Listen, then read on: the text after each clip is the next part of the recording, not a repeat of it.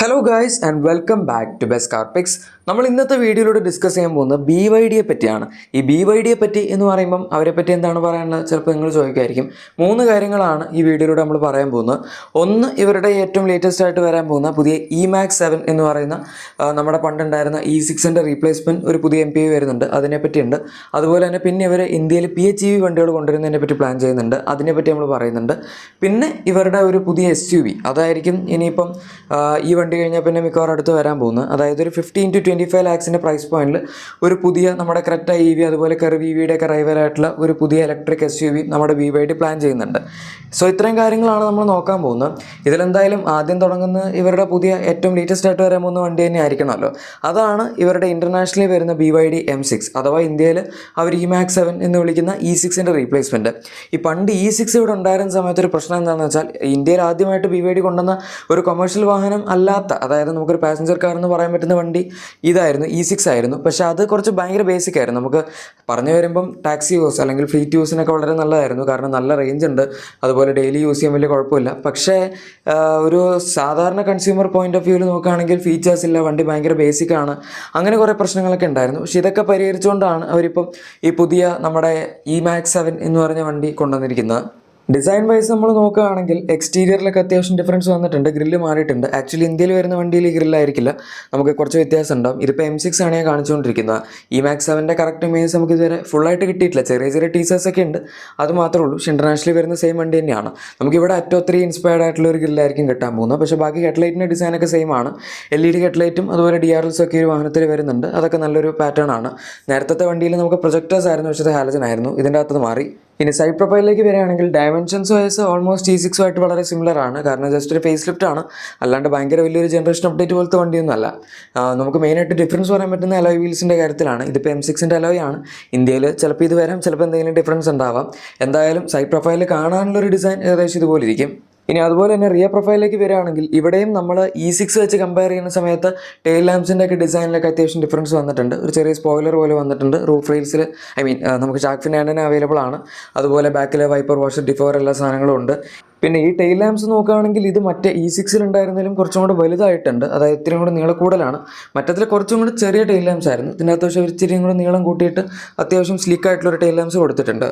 ഇനി ഇൻറ്റീരിയറിലേക്ക് വരികയാണെങ്കിൽ ഇവിടെ നമുക്ക് ഡാഷ്ബോർഡിൻ്റെ ലേഔട്ടിലൊക്കെ അത്യാവശ്യം ഡിഫറൻസ് കാണാം. മറ്റേ വണ്ടി ഭയങ്കര ബേസിക് ആയിരുന്നു, ഇതത്ര ബേസിക് അല്ല, കുറച്ചും കൂടെ നമുക്ക് എക്വിപ്മെൻറ്റ് ലെവൽസ് ഒക്കെ വന്നിട്ടുണ്ട്. For example 12.3 inch infotainment system ആണ് ഇതിൻ്റെ അകത്ത് കിട്ടുന്നത്.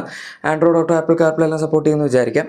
അതുപോലെ തന്നെ സ്റ്റിയറിംഗ് ഒക്കെ നോക്കുകയാണെങ്കിൽ അത് ഏകദേശം നമ്മൾ നേരത്തെ കണ്ടിട്ടുള്ള പോലെ തന്നെയാണ്.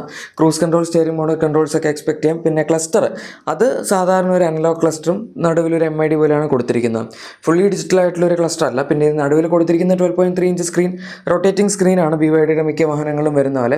പിന്നെ ഇതിൻ്റെ അകത്ത് നമുക്ക് ഇലക്ട്രോണിക് പാർക്കിംഗ് ബ്രേക്ക് വരുന്നുണ്ട്. അതുപോലെ തന്നെ ഫ്രണ്ടിൽ നമുക്കൊരു വയർലെസ് ചാർജിംഗ് പാഡ് അവൈലബിൾ ആണ്. ഫ്രണ്ടിലത്തെ 2 സീറ്റ്സ് വെന്റിലേറ്റഡ് സീറ്റ്സ് ആയിട്ട് പറയുന്നുണ്ട്.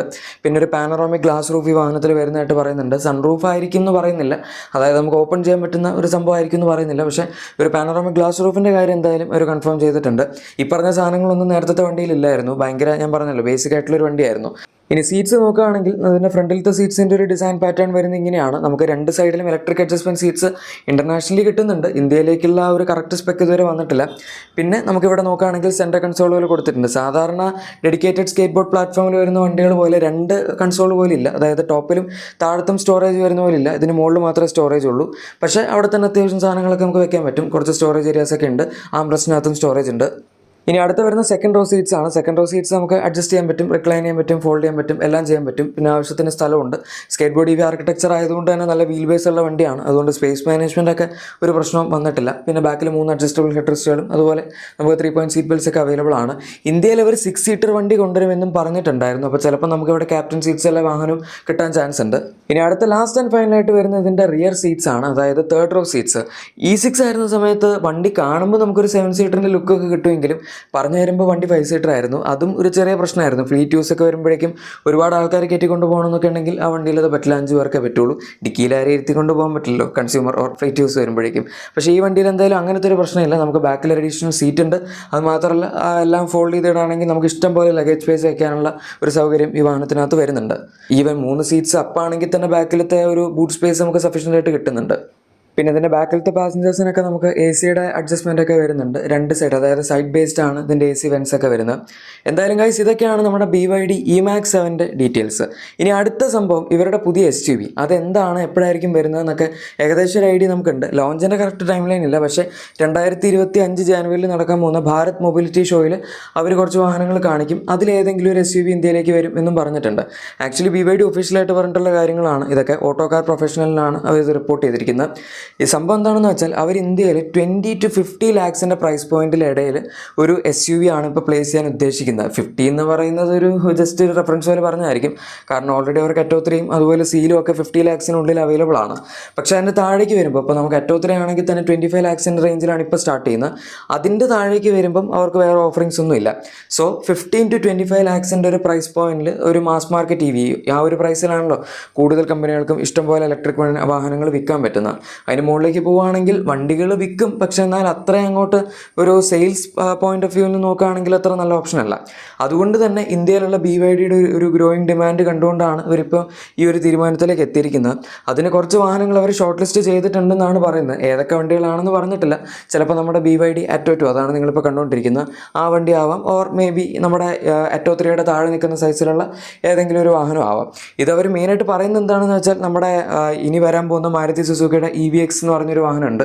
അത് കോഡ് നെയിമാണ്, ഒഫീഷ്യലി വരുമ്പോഴേക്കും പേര് വേറെ ആയിരിക്കും. പക്ഷേ സംഭവം ഒരു 4.3 മീറ്റേഴ്സ് സൈസുള്ള ഇലക്ട്രിക് SUV ആണ്. 2025 വരാൻ പോകുന്നത്. അത് ബേസ്ഡ് ആയിട്ടുള്ള ടൊയോട്ടയുടെ SUV വരും. അതുപോലെ നമ്മുടെ ഹ്യുണ്ടായി ക്രെറ്റ ബേസ്ഡ് ആയിട്ടുള്ള ഇലക്ട്രിക് വണ്ടി അടുത്ത വർഷം വരുന്നുണ്ട്. പിന്നെ ടാറ്റയുടെ കർവ് EV ഓൾറെഡി ഉണ്ട്. ഈ പറയുന്ന വാഹനങ്ങളോടൊക്കെ ഉള്ളൊരു കോമ്പറ്റീഷൻ ആയിട്ടായിരിക്കും ഇത് വരാൻ പോകുന്നത്. പിന്നെ ഓൾറെഡി നമ്മുടെ MG ZS EV ഒക്കെ ആ പ്രൈസ് പോയിന്റിൽ എക്സിസ്റ്റ് ചെയ്യുന്നുണ്ട്. അങ്ങനത്തെ ഒരു SUV ആണ് ഇപ്പോൾ നമ്മുടെ BYD ഈ പ്രൈസ് പോയിന്റിൽ ഉദ്ദേശിക്കുന്നത്. അത് തന്നെയാണ് ഇവർ അടുത്ത വർഷം സ്റ്റാർട്ടിങ്ങിൽ കാണിക്കാൻ പോകുന്നത്. അത് ആ സമയത്ത് ഇറങ്ങുമൊന്നുമില്ല, ഇറക്കുന്നതൊക്കെ കുറച്ച് കഴിഞ്ഞിട്ടായിരിക്കും. അതിപ്പോൾ ഈവൻ നമ്മുടെ E-Max 7 ഉണ്ടല്ലോ, ആ വാഹനത്തിനകത്തും കുറച്ച് ക്യാച്ച് ഉണ്ട്. എന്താണെന്ന് വെച്ചാൽ അതിൻ്റെ ബുക്കിംഗ് ഒക്കെ നമുക്കിപ്പോൾ അവൈലബിൾ ആണ്. വേണമെങ്കിൽ 51,000 രൂപ കൊടുത്ത് നിങ്ങൾക്ക് ചെയ്യാൻ പറ്റും. ആദ്യത്തെ 1000 കസ്റ്റമേഴ്സിന് അവർ 7 kWh ബാറ്ററി ചാർജറൊക്കെ ഫ്രീ ആയിട്ട് ഒരു കോംപ്ലിമെൻ്ററി ആയിട്ട് കൊടുക്കുന്നുണ്ട്. ആദ്യത്തെ 1000 ബുക്കിങ്സിൽ മാത്രമേ ഉള്ളൂ കേട്ടോ. അത് കഴിഞ്ഞ് നിങ്ങൾ ബുക്ക് ചെയ്യണമെങ്കിൽ കിട്ടില്ല. അതുപോലെ തന്നെ ഈ വാഹനത്തിൻ്റെ ഡെലിവറി ഇപ്പോൾ നിങ്ങൾ വിചാരിക്കുന്നുണ്ടോ നമുക്ക് വണ്ടി ഇപ്പോൾ ബുക്ക് ചെയ്യാം, ഒക്ടോബർ 8 വണ്ടി ലോഞ്ചും ചെയ്യും, പക്ഷേ അതപ്പം ഡെലിവറി അടുത്ത മാസമൊക്കെ ആയിട്ട് കിട്ടുമായിരിക്കുമല്ലോ എന്ന്. ഡെലിവറി അടുത്ത മാസം കിട്ടില്ല. 2025 മാർച്ച് 25 അവർ ആ വാഹനത്തിന് ഡെലിവറി പറഞ്ഞിരിക്കുന്നത്. അതുകൊണ്ട് ഈ അടുത്ത കാലത്ത് അത് ബുക്ക് ചെയ്ത് കഴിഞ്ഞാൽ കിട്ടും എന്ന് പ്രതീക്ഷിക്കേണ്ട. എന്തായാലും നമ്മളിപ്പോൾ ഇവരുടെ ഈ വരാൻ പോകുന്ന MPV പറ്റി ഡിസ്കസ് ചെയ്തു, അതുപോലെ ഫ്യൂച്ചറിൽ വരാൻ പോകുന്ന SUV പറ്റിയും ഡിസ്കസ് ചെയ്തു. ഇനി ലാസ്റ്റ് ആൻഡ് ഫൈനലായിട്ടുള്ളത് PHEV വാഹനങ്ങളാണ്. പൊതുവേ നമുക്ക് ഇന്ത്യയിൽ അങ്ങനെ PHEV വണ്ടികൾ ഈ ഒരു പ്രൈസ് പോയിന്റിൽ കിട്ടാറില്ല. PHEV എന്ന് പറഞ്ഞാൽ പ്ലഗ് ഇൻ ഹൈബ്രിഡ് എന്നാണ്. നമുക്കിവിടെ സെൽഫ് ചാർജിങ് ഹൈബ്രിഡ് വാഹനങ്ങളാണ് കൂടുതലും വരാറുള്ളത്. നമുക്ക് ഇന്ത്യയിൽ അറിയുന്ന BYD ആണെങ്കിലും ഇലക്ട്രിക് വാഹനങ്ങൾ മാത്രം വെക്കുന്നൊരു കമ്പനി എന്നുള്ള രീതിയിലായിരിക്കും. പക്ഷേ ഇൻ്റർനാഷണലി അങ്ങനെയല്ല, അവർ PHEVs വിൽക്കുന്നുണ്ട്. അവരുടെ ഒരു കൈൻഡ് ഓഫ് ഒരു നല്ലൊരു ബിസിനസ് വോളിയൂംസ് കിട്ടുന്നൊരു സംഭവമാണ് PHEV എന്ന് പറയുന്നത്. അതുകൊണ്ട് തന്നെ ഇന്ത്യയിൽ ഇപ്പോൾ ഹൈബ്രിഡ് വാഹനങ്ങളുടെ ഡിമാൻഡ് കൂടുന്നതനുസരിച്ച് അവർ ഈ പ്ലഗ് ഇൻ ഹൈബ്രിഡ് വാഹനങ്ങളും ഇന്ത്യയിലേക്ക് കൊണ്ടുവരുന്നതിനെ പറ്റി ആലോചിക്കുന്നുണ്ട് എന്നാണ് പറയുന്നത്. ഈ PHEV എന്ന് പറഞ്ഞ് സിമ്പിളായിട്ട് ഞാൻ പറഞ്ഞുതരാം. നമ്മുടെ സെൽഫ് ചാർജിങ് ഹൈബ്രിഡ് എന്ന് പറയുന്നത് നമ്മൾ കുത്തിയിടൊന്നും വേണ്ട, അത് തന്നെ ചാർജ് ആയിക്കോളും. നമ്മൾ ഓടുന്നതനുസരിച്ച് എഞ്ചിനിൽ നിന്നുള്ള ബാറ്ററിയുടെ പവർ എഞ്ചിനിൽ നിന്നുള്ള ചാർജ് എടുത്തിട്ടായിരിക്കും ബാറ്ററി ചാർജ് ആവുന്നതാണ്. പക്ഷേ എന്നാൽ ഈ PHEVസിൻ്റെ കേസിൽ അങ്ങനെയല്ല. ഇതിൻ്റെ ബാറ്ററിയുടെ സൈസ് അത്യാവശ്യം വലുതായിരിക്കും. സെൽഫ് ചാർജിങ് ഹൈബ്രിഡിൽ 1 kWh 0.8 kWh അത്രയൊക്കെ ബാറ്ററിയുടെ സൈസ് ഉണ്ടാവുള്ളൂ. പക്ഷേ PHEVs എന്ന് പറയുമ്പോൾ 5 kWh 10 kWh വരെയൊക്കെ ആയിരിക്കും ബാറ്ററിയുടെ സൈസ് വരുന്നത്. അതുകൊണ്ട് അത് എഞ്ചിൻ മാത്രമായിട്ട് ചാർജ് ചെയ്യാന്ന് പറഞ്ഞാൽ നടക്കുന്ന കാര്യമല്ല. അതുകൊണ്ട് തന്നെ എഞ്ചിൻ ചാർജ് ചെയ്യും, പക്ഷേ അതിൻ്റെ കൂടെ നമ്മൾ വണ്ടി കുത്തിയിട്ട് ചാർജ് ചെയ്യേണ്ടി വരും. എന്നാൽ മാത്രമേ നമുക്ക് അതിൻ്റെ ഒരു മാക്സിമം എഫിഷ്യൻസി യൂസ് ചെയ്യാൻ പറ്റുള്ളൂ. അതാണ് PHEVസിൻ്റെ കേസ് വരുന്നത്. ഇങ്ങനെ അഡീഷണൽ കുത്തിയിടേണ്ടത് കൊണ്ടാണ് പൊതുവേ ഇന്ത്യയിൽ ഈ പ്രൈസ് പോയിന്റിൽ ആരും അങ്ങനെ PHEVs കൊടുക്കാത്തത്. പിന്നെ കുറച്ച് എക്സ്പെൻസീവ് ആണ്, കാരണം എഞ്ചിൻ്റെ കോസ്റ്റ് വരുന്നുണ്ട്. ബാറ്ററി പാക്ക് ഇത്രയും നല്ല വലിയ സൈസ് ആയതുകൊണ്ട് അതിൻ്റെ അഡീഷണൽ കോസ്റ്റ് വരുന്നുണ്ട്. പക്ഷേ എഫിഷ്യൻസിയുടെ കാര്യം ഒന്നും പറയാനില്ല, നമുക്ക് ഗംഭീര എഫിഷ്യൻസി ആയിരിക്കും കിട്ടുന്നത്. കാരണം നമ്മളത് കുത്തിയിടുമ്പം ഓൾമോസ്റ്റ് ഇലക്ട്രിക് വാഹനത്തിൻ്റെ പ്രാക്ടിക്കാലിറ്റി കിട്ടുന്നുണ്ട്. ഇനിയിപ്പോൾ ബാറ്ററിയുടെ ചാർജ് തീർന്നു എന്ന് പറയുന്നത് നമ്മൾ റോട്ടിൽ കിടക്കേണ്ട അവസ്ഥയും വരുന്നില്ല. കാരണം എഞ്ചിൻ ഉള്ളതുകൊണ്ട് ബാറ്ററി വർക്ക് ചെയ്തില്ലെങ്കിലും നമുക്ക് വണ്ടി എടുത്തുകൊണ്ട് പോകാൻ പറ്റും. എന്തായാലും നമ്മുടെ BYDയുടെ ഇന്ത്യക്ക് വേണ്ടിയുള്ള ഫ്യൂച്ചർ പ്ലാൻസ് ഇതൊക്കെയാണ്. ഇതിലേതാണ് നിങ്ങൾ ഏറ്റവും കൂടുതൽ വെയിറ്റ് ചെയ്യുന്നത്, ഏത് വണ്ടിയാണ് നിങ്ങളുടെ ഒരു മനസ്സിലുള്ളതെന്നൊക്കെ പറയാം. നമുക്കിപ്പോൾ ഇൻ്റർനാഷണലി അവർക്ക് ഒരുപാട് PHEVs അവൈലബിൾ ആണ്. അതിൽ ഏത് കൊണ്ടുവരും എന്നൊന്നും അവർ പറഞ്ഞിട്ടില്ല, ഏത് പ്രൈസ് പോയിന്റിലായിരിക്കും വരുന്നത് എന്നും പറഞ്ഞിട്ടില്ല. എന്തായാലും ഗൈസ്, നമ്മുടെ വീഡിയോ ഇഷ്ടപ്പെട്ടെങ്കിൽ ഉറപ്പായിട്ടും ലൈക്കും സബ്സ്ക്രൈബും ഷെയറും ഒക്കെ ചെയ്തേക്കാം. നമുക്ക് മറ്റൊരു വീഡിയോയിൽ കാണാം. Thank you for watching my video and good bye.